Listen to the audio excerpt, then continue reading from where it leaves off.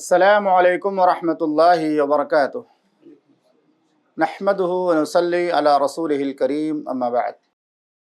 پروردگار عالم تیرا ہی ہے سہارا، تیرے سوا جہاں میں کوئی نہیں ہمارا۔ آج کے درس کا موضوع ہے سونے سے پہلے اپنے آپ کو اللہ رب العالمین کے حوالے کرنے کی ایک خوبصورت دعا۔ ایک ایسی دعا اللہ کے نبی صلی اللہ علیہ وسلم نے ہمیں سکھائی ہے سونے سے پہلے کہ اگر ہم اس کے معنی و مفہوم کو سمجھ لیں تو ہمیں بہت خوشی اور سکون محسوس ہوگا۔ اب ہم اللہ کے حوالے اپنے آپ کو کر رہے ہیں، معلوم نہیں صبح ہم اٹھیں گے کہ نہیں اٹھیں گے، زندگی باقی رہے گی کہ نہیں باقی رہے گی، بڑی غور سے سننے والی بات ہے، بڑا اہم موضوع ہے۔ تو وہ دعا کون سی ہے ابھی آپ کے سامنے ذکر کی جائے گی۔ اللہ تعالی ہمیں اس پر عمل کرنے کی توفیق عطا فرمائے۔ براء ابن عازب رضی اللہ تعالیٰ عنہ سے روایت ہے، وہ بیان کرتے ہیں کہ رسول اللہ صلی اللہ علیہ وسلم نے ایک مرتبہ مجھ سے یہ کہا کہ اے براء ابن عازب، جب تم سونے کے لیے بستر پر جاؤ تو یہ دعا پڑھ لیا کرو، اللہم اسلمت نفسی الیک، اے اللہ میں نے اپنا نفس تیرے حوالے کر دیا، میں سو رہا ہوں اپنے آپ کو تیرے حوالے کر کے، اسلمت نفسی الیک، میں نے اپنا نفس مکمل طور سے تیرے حوالے کر دیا۔ دوسرا ٹکڑا ہے ووجہت وجہی الیک، اور اے رب العالمین میں نے اپنا چہرہ مکمل طور سے تیری طرف کر لیا، یکسو ہو گیا، جو کچھ تو میرے ساتھ کرنا چاہتا ہے، جو کچھ چاہے فیصلہ کرے میرے بارے میں، اپنا سب معاملہ تیرے حوالے کر دیا۔ ووجہت وجہی الیک، اور میں نے اپنا چہرہ تیری طرف متوجہ کر لیا۔ اس کے بعد والا جملہ بڑا پیارا ہے، وفوضت امری الیک، اور اے رب العالمین اپنے تمام معاملات کو میں نے تیرے سپرد کر دیا۔ یہ ساری باتیں ایک دوسرے کے معنی میں دلالت کرتی ہیں، ایک جیسی باتیں ہیں۔ اس کے بعد اللہ کے نبی صلی اللہ علیہ وسلم نے دعا سکھائی، اس کا جملہ اور زیادہ پیارا ہے اور اللہ رب العالمین سے قریب کرنے والا ہے، وَلْجَأْتُ ظَهْرِي إِلَيْكَ، اور اے پروردگار میں نے اپنی پیٹھ تیری طرف لگا لی۔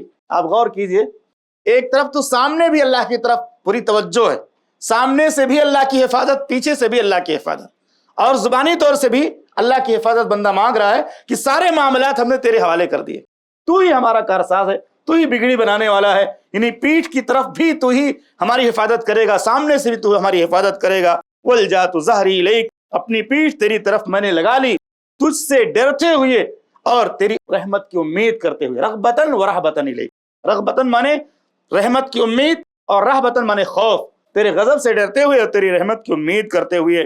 اس کے بعد اقرار کرتا ہے بندہ، اللہ کے نبی صلی اللہ علیہ وسلم نے اقرار سکھایا کہ اللہ کی ربوبیت کا اور دوسری ایمانیات کا اقرار کرو، آمنت بکتابک الذی انزلت، اے اللہ تو میرا محافظ ہو جا، سب کچھ میں نے تیرے حوالے کر دیا، اس لیے کہ میں ایمان لایا تیری اس کتاب پر جو تو نے نازل فرمائی، وَنَبِيِّكَ الَّذِي أَرْسَلْتَ، اور تیرے نبی پر بھی ایمان لایا جس کو تو نے رسول بنا کر کے بھیجا۔ اس کے بعد فرمایا اللہ کے نبی صلی اللہ علیہ وسلم نے، فَإِنَّكَ إِن مِتَّ مِن لَيْلَتِكَ مِتَّ عَلَى الْفِطْرَةِ، اگر اس رات تمہاری وفات ہوگی، دعا تم نے پڑھا اور پڑھ کر سو گئے، اور دعا پڑھنے کے بعد تم کو نیند آ گئی اور اس کے بعد اسی رات تم وفات پا گئے، تو فطرت پر یعنی ایمان پر تمہاری وفات ہوگی۔ تو آخر میں اللہ کے نبی صلی اللہ علیہ وسلم نے خوشخبری سنائی ہے، یہ دعا پڑھ کر سو گئے اور اسی رات اگر وفات ہو گئی تو فطرت پر تمہاری وفات مانی جائے گی۔ اور بعض روایتوں میں یہ بھی ہے کہ اللہ کے نبی صلی اللہ علیہ وسلم نے دعا سے پہلے کہا کہ آپ جب اپنے بستر پر جاؤ تو نماز کی طرح وضو کرو۔ باوضو ہو کر سونا بھی اللہ کی بہت بڑی توفیق ہے، بہت سارے لوگوں کو توفیق ہوتی ہے کہ سونے سے پہلے وضو کر کے سوتے، تو باوضو ہو کر سونے سے بہت سارے برے خیالات سے بھی انسان بچتا ہے، پاکیزہ خیالات اس کے دل میں آتے ہیں، اللہ کی محبت آتی ہے۔ وضو کر کے سویا کرو، ثم اشتع علی شقک الایمن، اور اپنے دائیں کروٹ سویا کرو۔ اب انشاءاللہ بات آئے گی کہ دائیں کروٹ کیوں سونا چاہیے، دائیں کروٹ سویا کرو اور وضو کر کے سویا کرو۔ تو اس حدیث سے امام بخاری رحمہ اللہ نے بہت سارے مسائل کا استنباط کیا ہے، تقریباً 5 مقامات پر امام بخاری رحمہ اللہ نے اس کو الگ الگ جو ہے سند سے الگ الگ جو ہے ٹکڑوں کو ذکر کیا ہے۔ پہلی بات یہ امام بخاری رحمہ اللہ نے ثابت کی ہے کتاب الوضو کے اندر کہ وضو کر کے سونا فضیلت والا عمل ہے، وضو کر کے سونا فضیلت والا عمل ہے۔ دوسری بات یہ بیان کی امام بخاری رحمہ اللہ نے، اذا بات طاہرا فضلہ، جب آدمی اللہ رب العالمین کی رضا جوئی کے لیے، خوشنودی کے لیے دعا پڑھ کر وضو کر کے سوتا ہے تو اللہ کا مقرب بندہ بن جاتا ہے، اللہ کے پیارے بندوں میں شمار کیا جاتا ہے۔ تیسری بات، سونے سے پہلے کی دعا کیا ہے، اس حدیث میں اس کا تذکرہ ہے. سونے سے پہلے بہت ساری دعائیں ہیں، یہ دعا بھی اس میں شامل ہے. اور چوتھی بات کہ اس میں ایمان بالقرآن کا تذکرہ ہے، ایمان بالکتاب کا تذکرہ ہے کہ اللہ میں اس کتاب پر ایمان لایا جس کو تو نے نازل کیا. اور اللہ کے رسول صلی اللہ علیہ وسلم کا بھی تذکرہ ہے، انزلہ بعلمہ والملائکۃ یشہدون. کتاب التوحید میں اس بات کا تذکرہ کیا کہ قرآن مجید بھی اللہ کی صفت ہے، اللہ کا کلام ہے. تو ایک بندہ سونے سے پہلے اقرار کرتا ہے میں تیری کتاب پر ایمان لایا. ابن عثیمین رحمہ اللہ فرماتے ہیں کہ بندہ اس مسنون دعا کے ذریعہ اپنے آپ کو اور اپنے تمام معاملات کو اللہ کے حوالے کر دیتا ہے. امام بخاری رحمہ اللہ نے یہ جو ٹکڑا ذکر کیا نبی صلی اللہ علیہ وسلم کی حدیث میں آمنت بکتابک الذی انزلت، اس سے یہ بھی ثابت کیا ہے کہ جو تذکرہ ہے قرآن کا اس میں نزول کا تذکرہ ہے کہ یہ قرآن اللہ نے نازل کیا ہے. تو یہ اللہ کے صفت ہونے پر دلیل ہے کہ اللہ نے قرآن کو نازل کیا، اتارا، کسی کا بنایا ہوا نہیں. اللہ نے قرآن کو نازل کیا. اللہ رب العالمین کا جو کلام ہے قرآن وہ غیر مخلوق ہے، وہ اللہ کی صفت ہے، وہ مخلوق نہیں ہے. تو اس لیے نازل کرنے کا مطلب یہ نہیں کہ اللہ تعالیٰ کا کلام حادث ہے، بلکہ وہ اللہ تعالیٰ کی صفت ہے، اللہ کی کسی مخلوق کے مشابہ نہیں ہے. اس لیے نزول کا تذکرہ ہے، یہ قرآن نازل کیا گیا، دنیا میں کسی نے نہیں بنایا. اسی طرح سے اللہ کے نبی صلی اللہ علیہ وسلم نے جب یہ دعا سکھائی تو صحابی رسول نے کچھ اس میں چینجنگ کرنی چاہیے. بعض روایتوں میں ملتا ہے، بخاری کی دوسری روایتوں میں آمنت بکتابک الذی انزلت ونبیک الذی ارسلت. تو صحابی جب یاد کرنے لگے برائے بن عازب رضی اللہ تعالیٰ عنہ تو کہنے لگے ورسولک الذی ارسلت. رسول کا لفظ وہاں پہ بدل دیا، نبی کی جگہ رسول کہنے لگے. تو اللہ کے نبی صلی اللہ علیہ وسلم نے منع کیا، کہا ایسا مت کہو، جو میں نے کہا ویسے ہی کہو، ونبیک الذی ارسلت. تو شارحین حدیث نے اس کا جواب یہ لکھا ہے کہ نبیک الذی ارسلت کا جو جملہ ہے یہ جامع ہے، نبی کا بھی تذکرہ ہے، رسول کا بھی تذکرہ ہے. نبیک الذی ارسلت یعنی تیرے اس نبی پر ایمان لایا جس کو تو نے رسول بنایا. تو نبی رسول دونوں ہو گیا. اور اگر رسول الذی ارسلت ہوتا تو رسول میں فرشتے بھی شامل ہیں. رسول جو ہے قاصد کے معنی میں آتا ہے، وہ فرشتوں کے لیے بھی استعمال ہوتا ہے. لیکن نبی الذی ارسلت جو اللہ کے نبی صلی اللہ علیہ وسلم نے سکھایا وہ جامع ہے، نبوت کے بھی تذکرہ ہے اور رسالت کا بھی تذکرہ ہے. تیرے اس نبی پر ایمان لائے جس کو تو نے رسول بنایا. تو صرف رسول کا تذکرہ ہوتا تو اس میں فرشتے بھی شامل ہوتے، لیکن یہاں فرشتے شامل نہیں ہو سکتے کیونکہ نبی کا بھی تذکرہ ہے. تیرے اس نبی پر ایمان لائے جس کو تو نے رسول بنایا. اسی طرح سے اذا آوى الى فراشہ علی شقہ الایمن، بعض روایتوں میں ہے کہ جب تم لیٹو تو دائیں کروٹ لیٹو. اس کے بارے میں شارحین حدیث نے لکھا ہے کہ آدمی جب دائیں کروٹ لیٹتا ہے تو اس کو بہت گہری نیند نہیں آتی ہے. اس کی نیند اتنی زیادہ گہری نہیں ہوتی کہ نماز فجر چھوٹ جائے، صبح اٹھنا اس کے لیے مشکل ہو جائے، ایک دم غافل ہو جائے. ورنہ آدمی جب غفلت کی نیند سوتا ہے نا تو اگر 6 بجے نماز ہے تو 7 بجے اٹھتا ہے، 6:30 بجے تو 8:30 بجے اٹھتا ہے. ایسا ہوتا ہے نا کہ غفلت کی نیند آتی تھی انسان کی نماز فجر چلی جاتی. جب زیادہ غافل ہو جاتا ہے انسان نیند میں تو اس کی نماز چھوٹ جاتی. لیکن دائیں کروٹ سوئیں گے تو یہ فائدہ ملے گا آپ کو کہ بہت گہری نیند آپ کو نہیں آئے گی کہ آپ کی نماز چلی جائے. ورنہ جو بندے مومن سوتا ہے فجر کی نماز کی نیت کر کے تو اللہ تعالیٰ اس کو بیدار کر دیتا ہے. کتنے لوگ الارم کے بغیر اٹھ جاتے ہیں، الارم نہیں لگاتے لیکن اللہ تعالیٰ اٹھا دیتا ہے کہ ہاں نماز کا وقت ہو گیا. یہ اللہ کی بہت بڑی توفیق، بہت بڑی رحمت ہے. تو کہتے ہیں دائیں جانب کو ترجیح دینا تمام مواقع میں شریعت کو زیادہ ویسے بھی پسند ہے. اسی طرح سوتے وقت دائیں کروٹ پسند کی گئی کیونکہ ایسا کرنے سے دل معلق رہتا ہے، بہت گہری نیند نہیں آتی اور صبح اٹھنے میں آسانی ہو جاتی. آدمی صبح جلدی اٹھ جاتا ہے، آسانی سے اٹھ جاتا ہے. اسی طرح سے ایک سوال یہ بھی اس میں کیا گیا کہ اگر کوئی شخص پہلے سے باوضو ہو، وضو کا تذکرہ ہے نا اس میں، پہلے سے کوئی باوضو ہو تو کیا اس کو وضو کرنا ضروری ہے؟ تو کچھ علماء کہتے ہیں کہ افضل ہے. آپ نے عشاء کی نماز پڑھی، آپ باوضو ہیں، پھر بھی سونے سے پہلے وضو کر لیں تو بہتر ہے.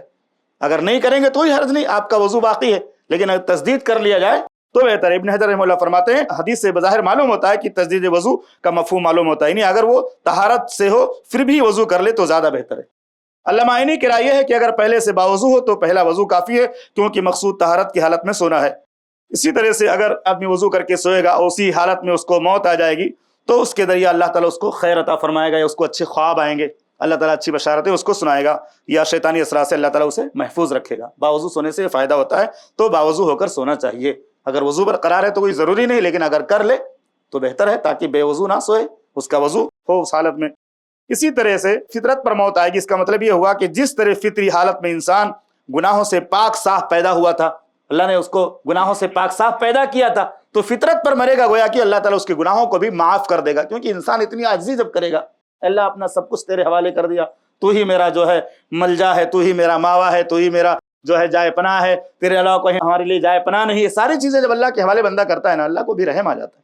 اللہ کو بھی رحم آ جاتا ہے۔ وہ حدیث آپ کو یاد ہوگی کہ 99 کے بعد 100 قتل کر دیا تھا، ایک آدمی نے 100 قتل کر دیا تھا، اور وہ توبہ کرنے کے لیے نکلا۔ صحیح بخاری کے اندر حدیث موجود ہے کہ اللہ تعالیٰ نے جب وہ اپنے جسم کو آگے بڑھانے کی کوشش کر رہا تھا لاسٹ اسٹیج میں، تو حدیث کے اندر، بخاری کے اندر یہ الفاظ بھی موجود ہیں، اللہ نے زمین کو مخاطب کر کے کہا، اے نیک لوگوں کی بستی ہمارے بندے سے قریب ہو جا، اے برے لوگوں کی بستی ہمارے بندے سے دور ہو جا، تاکہ رحمت کا بہانہ مل جائے۔ اللہ کو بخشش کا بہانہ چاہیے نا، تو اللہ نے زمین کو خطاب کر کے کہا۔ اس سے پتہ چلتا ہے کہ اتنا بڑا انسان گنہگار ہو لیکن دل میں ندامت آ جائے، سچی توبہ کر لے، اللہ اس کو معاف کرنے کے لیے تیار ہے۔ یہ ٹکڑا جب میں پڑھا تو دل ایک دم اللہ کی رحمت سے ایک جو جوش آتا نا، کہ اللہ کی رحمت کی امید بڑھ جاتی ہے، کہ اللہ نے خود زمین سے کہا، اے زمین تو میرے اس گنہگار بندے سے قریب ہو جا، تیری طرف توبہ کے لیے بندہ جا رہا ہے۔ اس کے بعد اللہ نے کہا زمین ناپی جائے، جس کے قریب ہوگی اس کا فیصلہ کیا جائے۔ اللہ نے خود زمین سے کہا، پھر فرشتوں کو بھی بھیجا اور وہی فیصلہ سنایا کہ جس بستی سے قریب ہوگی اس کے حساب سے فیصلہ کیا جائے گا۔ تو اللہ کی رحمت بہت وسیع ہے۔ تو فطرت رفعت ہونے کا مطلب یہی ہے کہ اللہ تعالیٰ اس کے گناہوں کو معاف کر دے گا اور اللہ رب العالمین اسے اپنے نیک بندوں میں شامل کرے گا۔ اسی طرح امام بخاری رحمہ اللہ نے کتاب الوضو میں سب سے پہلے جو روایت ذکر کی ہے، وضو کے بارے میں ذکر کی ہے، اذا قمتم الی الصلاۃ، اور کتاب الوضو کے آخر میں اس روایت کو ذکر کیا۔ یعنی وضو کے بیان میں جو پہلی حدیث ہے وہ وضو کے بارے میں، اور آخری حدیث بھی وضو کے بارے میں۔ تو وضو کی فضیلت انہوں نے اس سے ثابت کیا ہے، اور اسی طرح سے اس سے یہ بات بھی ثابت ہوتی ہے کہ بندے مومن کو صبح بھی وضو کرنا چاہیے، صبح میں اللہ کا ذکر کرنا، وضو کرنا چاہیے، اور شام کو بھی سونے سے پہلے وضو کر کے سونا چاہیے۔ اسی طرح امام بخاری رحمہ اللہ کی ایک عادت یہ ہے کہ کتاب کے آخر میں آخرت کا تذکرہ فرماتے ہیں، اور یہاں بھی کتاب کے آخر میں انہوں نے اس حدیث میں موت کا تذکرہ کیا۔ یہ اپنے باپ کی جو ہے آخری حدیث ہے، اس میں موت کا تذکرہ ہے کہ اگر تمہاری موت ہوگی تو ایمان پر ہوگی اور فطرت پر ہوگی۔ اللہ تعالیٰ سے دعا ہے کہ رب العالمین ہم تمام مسلمانوں کو اپنی ذات پر مکمل بھروسہ کرنے کی توفیق عطا فرما، اور ہماری بخشش کے لیے راستہ پیدا فرما، خصوصی طور سے ہمارے گناہوں کو درگزر فرما، ہماری پریشانیوں کو، مصیبتوں کو دور فرما، پوری دنیا میں مسلمانوں کی حفاظت فرما، اور ایمان پر ہم کو سب کو موت نصیب فرما۔ آمین وصلی اللہ علیہ نبی کریم۔ ایسے ہی فائدہ مند اسلامک ویڈیوز دیکھنے اور منہج سلف پر کتاب و سنت کی تعلیمات کو عام کرنے میں ہمارا تعاون کرے، تاکہ آپ کے لیے ذریعہ نجات، جنت کے حصول کا سبب، ساتھ ہی مال میں برکت و اضافے کا ذریعہ بھی بنے۔ آمین۔ جزاک اللہ خیرن۔